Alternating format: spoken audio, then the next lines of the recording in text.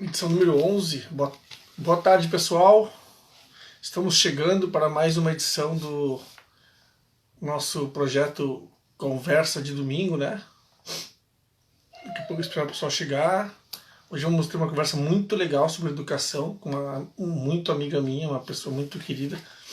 Esperar ela chegar aí, esperar o pessoal entrar para a gente conversar, né? Sobre educação em tempos de pandemia, essa coisa que tá deixando a gente, às vezes, com o dobro, triplo de carga horária de tarefas e talvez pouco nenhum reconhecimento. Isso aí. Com nosso conversa de domingo. Daqui a pouco vamos começar. Sempre lembrando, né, que depois de encerrar a conversa, o bate-papo, eu encaminho, eu subo o episódio lá para meu canal no YouTube, Prof. Ulisses Santos, tá? Então, se tu não pegou aqui, se tu não assistiu aqui, assiste lá. E lá, claro, né? Não esquece de assinar, de se inscrever no canal, de ativar o sininho para receber as notificações dos vídeos que eu vou fazer durante a semana. Que eu faço vários, né? Para fazer sempre mais de um durante a semana. Elizabeth chegou. Oi, Elizabeth, tudo bem? Que bom que você chegou aí. Vamos esperar o pessoal chegar mais para começar a nossa conversa de hoje. A mãozinha. Aí nossa convidada acabou de chegar, a professora Rose Freitas. Vamos lá, vamos chamá-la.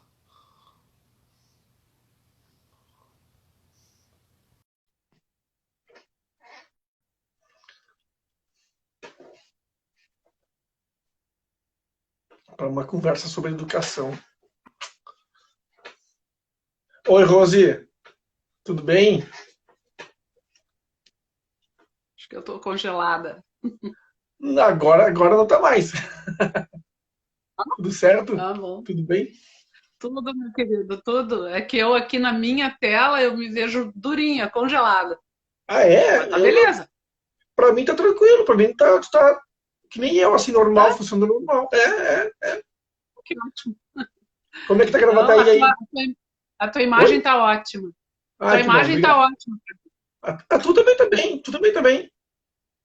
Tu tá só com a luz Que bom, menos natural? mal. Porque olhando aqui tá ruim. Mas diga lá, como é que tu tá, Ulisses? Eu tô bem, me diga uma coisa, tu tá só com a luz natural? Tô com a luz da rua e a luz aqui da sala acesa. Ah, legal. Não, é que eu tô com uma luz, é que eu resolvi fazer um esquema de rebater a lâmpada, a luz na parede, né? Aí ela reflete para mim Uhum. e fica assim um pouco mais claro, né? Mas estamos É, bem, viu, Rosa? Então, a oi. minha tá atrás da câmera, atrás do celular. Eu não sei, tô Isso, a minha escura, também. né? Não tá, escuro não tá, longe disso. Mas aí, como é que tá a Gravataí? Em meio à pandemia?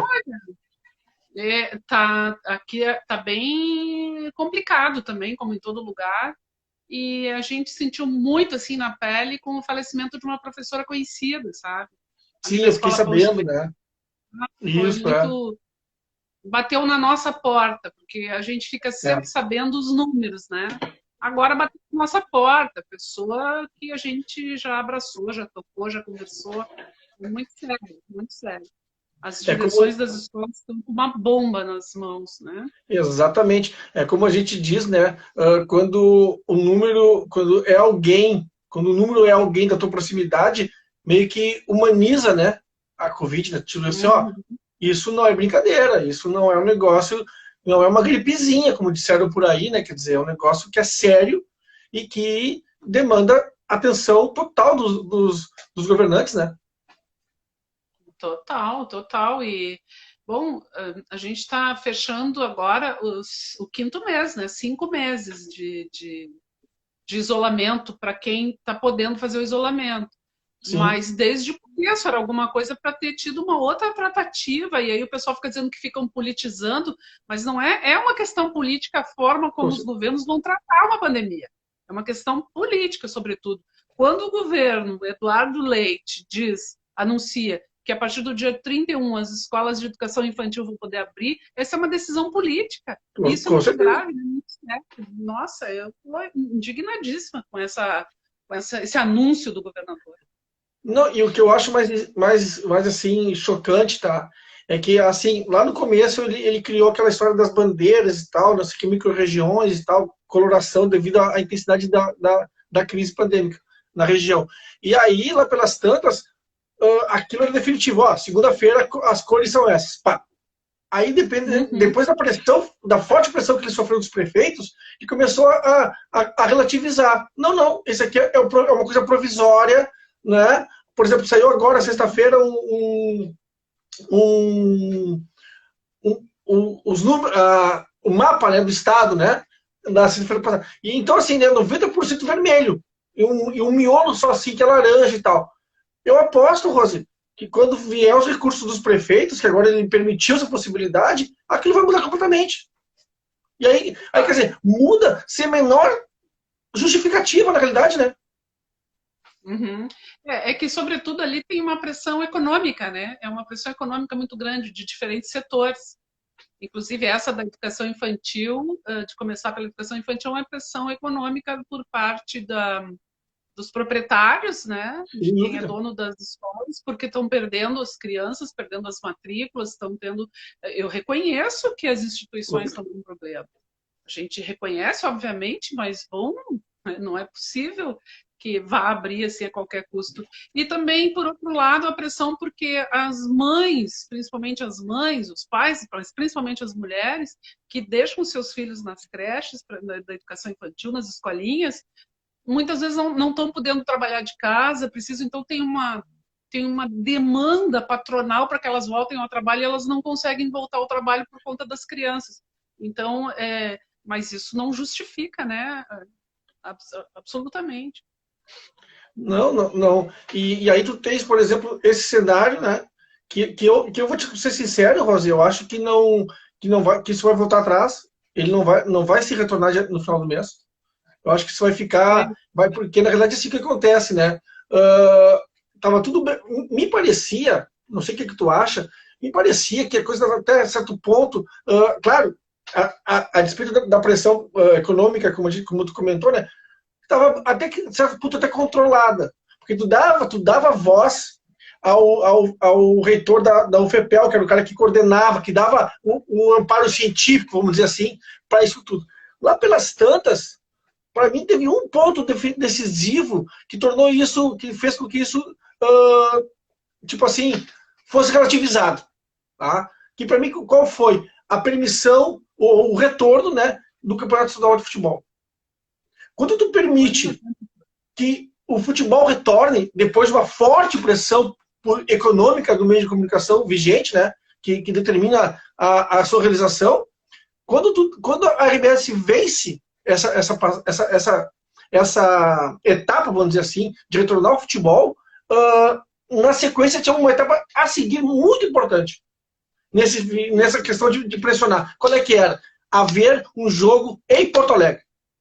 Para mim é bem claro isso. Aí quando houve esse jogo em Porto Alegre, aí a coisa descamou. Não faz sentido. Eu não acompanho muito a questão especificamente do futebol, eu só tenho as manchetes.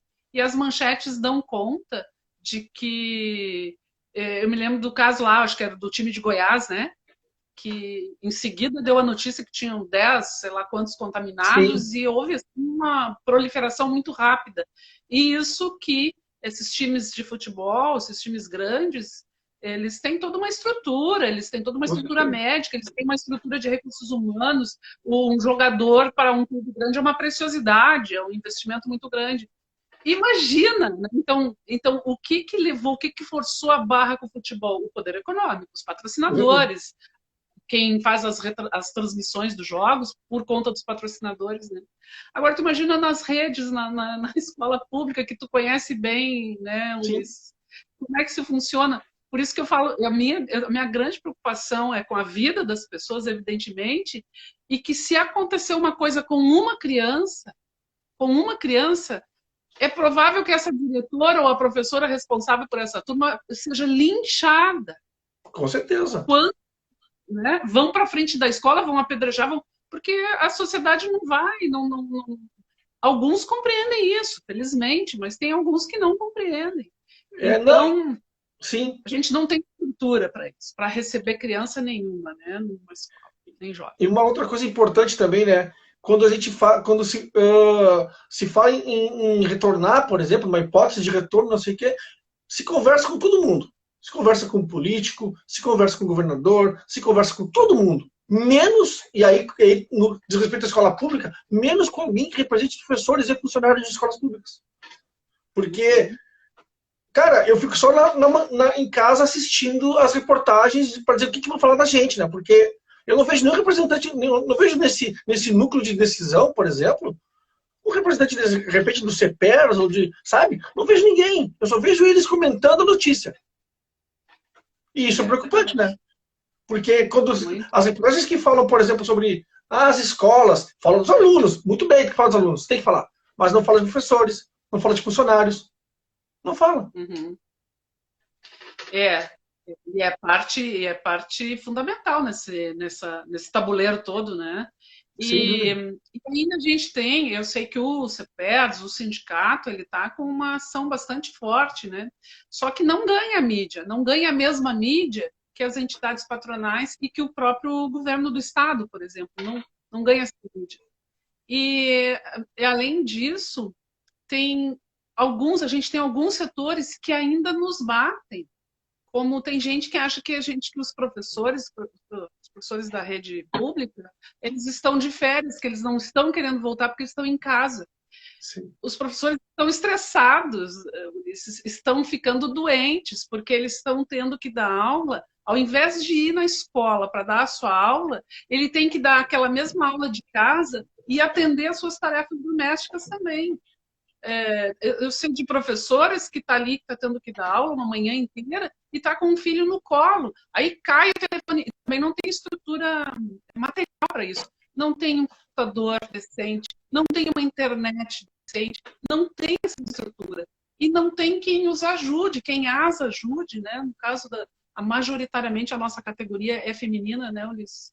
Então ela Uhum. está aqui com a criança no colo e ela está ali atendendo a aula da filha, que está tendo uma aula online. Então, estas pessoas estão profundamente estressadas. E é assim, de uma má fé, chega a ser de um mau caratismo dizer que esses professores estão gostando de estar em casa. Né? Não. E porque é uma coisa assim, como tu mesma disse, né? Tu falou agora muito bem. Tem uma situação, por exemplo, assim, ó, a gente, porque as pessoas, eu acho que elas não percebem o noticiário, elas não notam como as coisas estão sendo ditas, né? Tipo, eu me lembro muito bem lá no começo que entre os dias 19 e 30 de abril a gente deveria, né, fazer algum tipo de aula com os alunos. Só que assim, como tu mesma disse, pô, nem todo professor tem condição, por exemplo, material, e aí eu me amparo no marxismo, no meu velho marxismo de guerra, né? As condições materiais não são dadas para que a gente tenha uma aula razoavelmente decente, né? Quer dizer, tu não tem uma rede de Wi-Fi que funcione, às vezes o próprio aluno ele tem só e tão somente um celular ou dois da família inteira. E eu costumo dizer o seguinte, porque agora todo mundo tem que ter o e-mail educar no Google Class, não sei o que, não sei o que, não sei o que. Aí eu digo, só um pouquinho. E foi essa discussão que eu fiz numa das escolas que eu trabalho, numa reunião. Falei, só um pouquinho, gente. Nunca foi condição para matrícula na escola pública ter celular ou mesmo ter acesso ao Google Class. Então, calma aí, vamos devagar. Sabe? Porque assim, né? Alguns têm condições, ok, mas a maioria não tem. E assim, ó, tu tem que. E aí tu recebe notícias, a cada semana uma notícia diferente, né? Uma informação diferente, uma notificação diferente. E isso vai mudando completamente, né? Agora, por exemplo, se soube que serão em semestres o ano letivo, né? Uhum. Não, e isso vale também, a gente está aqui comentando fundamentalmente a nossa realidade da rede pública, né? Que os nossos colegas, a nossa realidade, a dos nossos colegas e a das nossas crianças, dos nossos jovens, que tem que compartilhar, às vezes tem os dados móveis só do pai ou da mãe quando chega em casa e Exato. tem 3 filhos. Então é um negócio Exato. louco, é impraticável, né? E a rede privada não é diferente, viu? Eu também Eles acho que têm não. uma boa parte das crianças, dos jovens que eles estão na rede privada, eles têm esse acesso, mas eles estão esgotados, os que acompanham. Tem os que deixaram nada, deixa rolar, deixa andar e tal. Mas isso gera também um estresse doméstico muito grande, tanto pela parte dos pais quanto dos alunos. E os que estão fazendo as tarefas, porque os professores, no afã de dar conta do recado, todos estão pedindo muitas tarefas. Eles estão apenas executando tarefas. É, São exatamente. poucos, a não ser que aquele jovem seja um autodidata, aquelas exceções que às vezes a gente tem, os outros estão Uhum. só cumprindo tabela e realizando tarefa. Realizar tarefa não é aprendizagem. Não Eles só é. estão mantendo um vínculo com a escola, mas não estão aprendendo efetivamente, porque não adianta, a A, gente ge- precisa assistir. a gente volta ao tal ensino bancário que o Paulo Freire tanto criticava, né? Uhum. Né? Quer Exatamente, dizer, aquela eu coisa assim de na a coisa faculdade. pronta, vai lá, por exemplo, assim, porque na realidade tu falou uma coisa certa, não é educação isso, né? Isso não é educação, né? Não é tu ler, entender, interpretar. Claro que tu só. Porque há um sofrimento muito grande dos dois lados.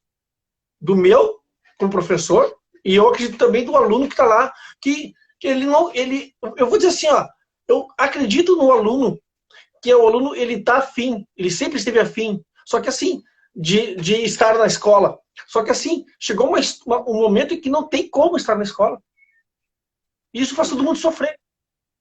Isso fazer eu sofrer em casa, porque eu tenho, como tu disse, tem inúmeras atividades para fazer em casa, tu não é só professor, sabe? E aqui eu tenho um filho pequeno, quer dizer, ao mesmo tempo tu tem uma situação onde o aluno também está numa condição ruim, né? De buscar essa informação. E claro, aí tu tem que, por exemplo, tem que estar na escola, um professor qualquer, um professor da direção, normalmente, para encaminhar atividades, né? Sabe? Aí tu bota em risco a vida de alguém, sabe? É complicado, é muito difícil, sabe?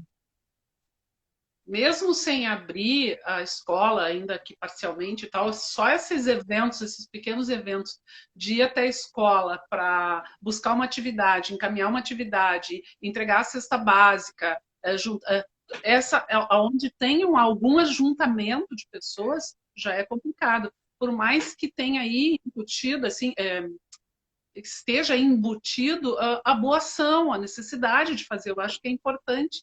Mas aí ainda tu ainda está lidando com um grupo de educadores que tu ainda tem como controlar. Olha a máscara, olha isso. Agora, no que tu abrir a porta da escola, tu não controla mais isso. Não controla. Não, não controla mais.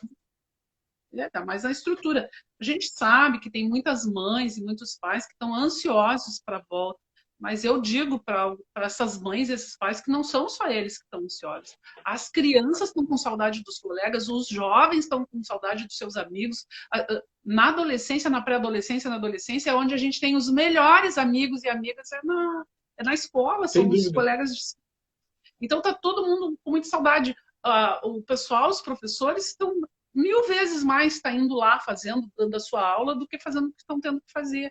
No entanto, a gente está vendo uma situação completamente atípica, nova para todo mundo, então a gente está tendo que se adaptar e se manter íntegro no meio disso tudo, porque abalar a tua estrutura emocional está muito fácil, porque a gente está vendo uma questão, um tensionamento de toda ordem, né? De todo lado.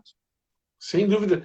Eu vou te dizer que se me perguntassem hoje, ó, depende de ti o final de ano letivo, eu diria, vamos ficar em casa no final do ano.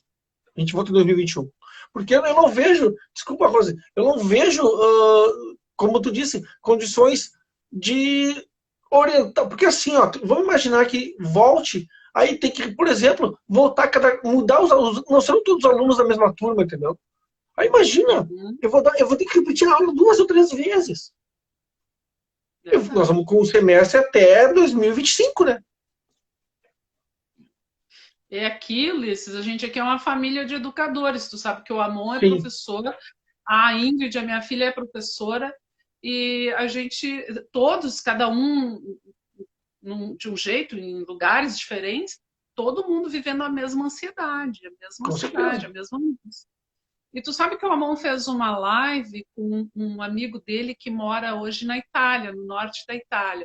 Foi muito interessante, mas ele já fez essa live, já sei lá, faz uns 2 meses. E lá, o ano letivo começa em setembro, mas há 2 meses atrás, lá na Itália, a educação básica já tinha suspendido o ano letivo, já tinha encerrado o ano letivo, e todos os alunos seriam aprovados para a série seguinte, e no início do outro ano letivo, porque o ano civil e o ano letivo não precisam coincidir, né? Sim. E no início do ano letivo seria feito um ajuste, aqueles que precisam mais de um aporte maior, aí o ajuste feito a partir de diagnósticos dentro da própria escola. Então, eles devem estar recomeçando em setembro, o novo ano letivo, e mesmo assim, sob um olhar se é possível de fato recomeçar, porque na Itália foi gravíssimo. Mas eles não pensaram muito. Encerra, aprova e depois, no outro ano, a gente ajusta. Sim, tu sabe que em meio a essa loucuragem, como eu costumo dizer, em meio a essa loucura como tu disse, todo mundo tenso, nervoso, não pode faltar, né, na nossa dose cotidiana e diária de fake news, né? Eu recebi uma esses dias que foi, sabe, de fazer chorar no cantinho, como eu costumo dizer, que dizia que na eventualidade do ano letivo ser cancelado, ou suspenso, dê a isso nome, adjetivo como tu quiser, nós deveríamos devolver os salários. Que tal essa, hein? Não, sério. E aí as pessoas repercutem, reproduzem esse tipo de notícia. Gente, não tem o menor cabimento isso aí, cara. Sabe? Não. Doença. É lamentável. Né? Eu fico triste mesmo, porque muitas das pessoas que reproduzem isso são pessoas da classe trabalhadora, não são os donos dos meios de produção. Eles não são os grandes empresários, eles não são os ricaços, né? Não. Eles são, né, muitas vezes são pessoas como a gente, assim, tá aí, luta, batalhando e conseguem reproduzir esse pensamento, né? Essa conduta que é muito triste, né? É lamentável porque tu vê essas notícias, essas invenções, né? Em todo lugar, né? Eu queria saudar o pessoal que está nos acompanhando aí na live aí, saudar os vários que já entraram e pedir pro pessoal marcar o coraçãozinho aí várias vezes, porque isso é importante para nossa live aí, tá? Esse aqui é o projeto que eu criei, Rose, há um tempo atrás, chamado Conversa de Domingo, em que eu busco conversar com pessoas. Eu até costumo dizer assim que o slogan, a chamada do Conversa de Domingo é o seguinte: papos interessantes com pessoas legais, né? Eu sempre procuro, eu sempre procuro assim, cara, eu vou falar com alguém que eu acho legal, entendeu? Vou chamar alguém para conversar. Aí já conversei, agora hoje contigo, já conversei com um historiador, com duas historiadoras amigas minhas que moram, uma em Brasília, outra no Rio Grande do Norte. Eu conversei com instrutora de yoga, já conversei com o Leonel Hadi, por exemplo. Ele abriu esse projeto. Um dia eu estava em casa e falei, cara, vou ver se ele tá afim. Aí ele, eu acompanhei, eu assisti. Oi? Tu assistiu. Sim. Aí eu falei, cara, vou ver se ele tá afim. Aí ele, vambora. Eu falei, vambora, então vambora. Aí eu falei assim, cara, isso vai dar jeito, cara. Eu tô aqui em casa, sabe? Na boa, sabe? E eu acho que é legal porque as pessoas gostam, sabe? Eu noto que, por exemplo, assim, depois que eu publico no GTV e depois que eu publico no meu YouTube, porque depois daqui eu publico no YouTube, né? No meu canal no YouTube. A galera vai atrás, sabe? O pessoal, eu vejo que o pessoal vê que tá lá a publicação e vai, e aí tu vê que tem muita visualização depois, sabe? Isso que eu acho que me satisfaz, sabe? Tua veia jornalística, né? Tu tá concluindo ou concluiu o jornalismo agora? Me falta mais um semestre, mais 2 semestres, eu acho. Eu continuo, porque a minha faculdade ela teve que, é do mesmo grupo, eu tive que migrar para a Uniriter, né? Então e lá onde eu fazia fechou, né? Eu vou ter que concluir na Uniriter, também possivelmente EAD, né? Online, no caso, remoto, sei lá, nesse semestre e no próximo. Aí acho que no meio do ano que vem eu devo me formar. Então, assim, foi uma forma, como tu disse, de eu botar em prática a questão do jornalismo também, né? De entrevistar pessoas, porque eu sempre gostei de ouvir pessoas. Sempre curti ouvir as pessoas falarem, sabe? Ouvi-las darem as suas opiniões, sabe? E essa questão do ensino, né, Rose? Porque a gente tem, por exemplo, assim, uma rotina que, como tu disse, o professor ele está sobrecarregado de atividades. Além da questão da própria educação que ele deve, de alguma maneira, dar para os seus alunos, vamos colocar assim, de maneira remota, tem ainda a questão de casa. E isso é muito preocupante, porque, como tu disse, isso estressa as pessoas. Né? Exatamente. Tem as questões profissionais, tem as questões da casa, e quem tem filhos, crianças e adolescentes, tem ainda os filhos, a educação dos filhos, todo o atendimento que tu tem que dar. Isso tu agrega nisso tudo, que é isso na vida de professores, de educadores. Né? Mas tu agrega o que a gente está vivendo aí fora, que é tudo que envolve emocionalmente o tema da pandemia, toda uma agressividade, uma violência que a gente tem visto aí fora, de ânimos muito acirrados em todos os sentidos, né?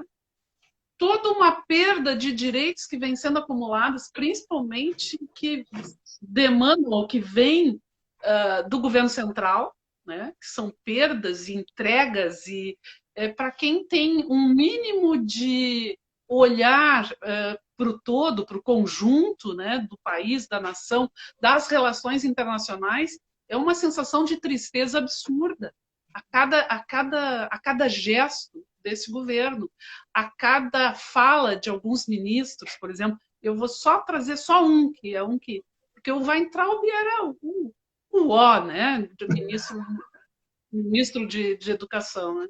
Mas eu vou pegar o Salles, o ministro do Meio Ambiente, aquele que disse na reunião que agora é a hora de passar a boiada. E aí, por conta dessa boiada, dessa linguagem metafórica, a gente está vivendo esse momento que, quanto mais a nossa Terra, a Mãe Terra, o planeta Terra pede mais harmonia, pede paz, pede um sossego para essa mãe, parece que mais eles querem é botar fogo, é desmatar, é vender, é poluir, é diminuir as áreas de preservação, é entrar nas terras de quilombolas, é entrar na... Então, quer dizer, está trágico. O olhar, o Brasil precisa vender, precisa exportar, porque ele tem essa vocação, né? Agrícola, agrária, rural, sei lá, e precisa exportar. Os países de primeiro mundo, embora sejam capitalistas e não falam em mudar o status quo, não querem comprar de quem está desmatando, não querem comprar de quem está metendo fogo, de quem está matando indígena. Então, assim, nós estamos vivendo um governo desastroso, trágico. Então, tu junta essa tragédia, quem é o ministro da Saúde? A gente sabe quem é, que é o general, mas o que é que o Ministério da Saúde está nos trazendo efetivamente? O que para acalmar, para informar, para mostrar, olha, sabe, não vai, talvez conter totalmente, não vai. A Alemanha não foi assim, com a França, não, os Estados Unidos, essa megapotência, mas mostre interesse, demonstre interesse, finja, fazer que nem o Cazuza, mentiras sinceras me interessam. Me interessam. Não, e outra coisa, né? É que nem eu costumo dizer, né? Há todo mundo comentando agora e tal, que a bola da vez é o Guedes, né? O do Guedes sair e tal, não sei o quê. Aí o pessoal, alguns amigos meus da esquerda estão comemorando. Eu falei, cara, não comemora, velho. Não tem como comemorar. Porque a gente não sabe, cara. Vamos imaginar uma hipótese remotíssima. Vamos imaginar, que eu acho que é remota, tá? Que o Guedes saia. Quem tu acha que vai entrar? Vai entrar um cara do nosso campo? Não vai entrar. Você quer que eu imagino, assim, que seria um cara até que seria convidado, de repente? Armínio Fraga. Não viria problema nenhum de ser ele convidado e ele aceitar, inclusive. Agora, porque assim, ó, é como tu disse, é um governo que se pauta pelo entreguismo, né? E outra, quem vai atrás dele vai no mesmo diapasão, né? Quer dizer, porque a gente não tem uma situação de conforto, né? Muito pelo contrário. Tu tem uma situação em que tu é uma dilapidação do patrimônio público, uma entrega, sabe? Por exemplo, Fernando Henrique Cardoso, quando assumiu, disse que ia acabar com o Estado varguista. E foi dilapidando o patrimônio varguista, né? Com todos os problemas que o Vargas teve, enfim. Agora, esse aí tá liquidando com o que falta, né? no governo FHC, eu me lembro do dia que bateram o martelo na privatização da Vale do Rio Doce. E eu me lembro que, apesar de não entender muito bem, foi lá nos anos 90, não me lembro em que ano foi aquilo, de não entender muito bem, assim, com profundidade, eu disse, meu Deus, privatizar a Vale, que ruim. E tá aí, a Vale do Rio Doce levando esse minério de ferro todo, e tá lá Brumadinho e Mariana. Aquilo é resultado da privatização da iniciativa privada, porque foi vendido a troco de banana, então, quer dizer, tu vende o patrimônio, tu constrói um patrimônio, vende a troco de banana, entrega os teus minérios e ainda consegue produzir desastres daquele padrão, desastre ambiental daquele padrão, né? Ambiental e humano. Então, essa é a lógica. Então, no atual governo federal, no governo Bolsonaro, qualquer mudança de ministério será 6 por meia dúzia. Né? A gente não vai ter nada diferente. Não se espera que algo vá melhorar, né, como eu disse, né, porque na realidade tu tem um viés político, ideológico bastante bem definido, né, para mim, né. A gente trabalha muito uma questão muito importante na questão da educação, que é a representação política, né. Tu tem, eu agora, para mim, uma novidade, que eu queria que tu conversasse um pouco sobre isso, da tua pré-candidatura, né. Como é que foi pensado isso? Quando que tu disse, não, eu acho que chegou a hora? Olha, sabe, Ulisses, eu nunca me vi nessa situação. Sempre tive atividade política intensa, uma vida toda. Sou filiada ao Partido dos Trabalhadores há 32 anos, mas antes disso já era... Então, eu sempre tive sindical e tal, mas nunca me vi nessa linha de frente, fazendo a frente. Sempre apoiando as pessoas, sempre carregando as luzes e tal, né? E aí o que me motivou, a principal motivação é essa conjuntura que a gente está vendo hoje. Eu acho que o período eleitoral é um período que tem que servir, no mínimo, além do resultado, ou antes do resultado, para a politização, para fazer o debate político, sabe? Para fazer o debate político, fazer essa disputa com a sociedade. Porque só aqui em Gravataí, me parece que candidatos a vereadores e vereadoras tem em torno de 700 pessoas. Então, são 700 pessoas, somando todos os partidos, cada partido tem um número, né? Não sei. Sim. Parece que é um número assim, é um número muito grande. E não quer dizer que ele se consagre, que se mantenha assim. Mas as pessoas vão fazer esse debate, seja pela internet, pelas mídias, né, eletrônicas, como a gente está fazendo agora, seja com quem elas possam conversar. E aí elas vão trazer aquilo que ela acredita. E aqui em Gravataí, o bolsonarismo venceu com folga na última eleição em 2018. A Constituição, os partidos que compõem a Câmara de Vereadores hoje são bolsonaristas. Se não são bolsonaristas raiz, vamos dizer assim, votaram e aprovam e apoiam. E tem os raiz, né? A grande maioria da Câmara de Vereadores hoje. A atual gestão municipal apoiou, assim como no governo do estado, né, Também. Eduardo, no que saiu o resultado lá para o segundo turno, ele já alinhou, tinha o Haddad, ele alinhou com o Bolsonaro. Então a gente tem o estado do Rio Grande do Sul e a cidade de Gravataí estão alinhadas. Então, essa é a forma, no mínimo, que eu tinha de poder contribuir ou fazer essa disputa e fazer esse debate. E aí, um dia eu recebi aqui uma visita muito especial, de um cara chamado Alex Borba. Tu conhece? Já ouvi, esse nome não me é estranho. Tal de Alex Borba com a Rita Sanco vieram aqui me perguntar o que eu achava. Estava sendo constituída, né, um grupo, uma nominata de pré-candidatos e tal.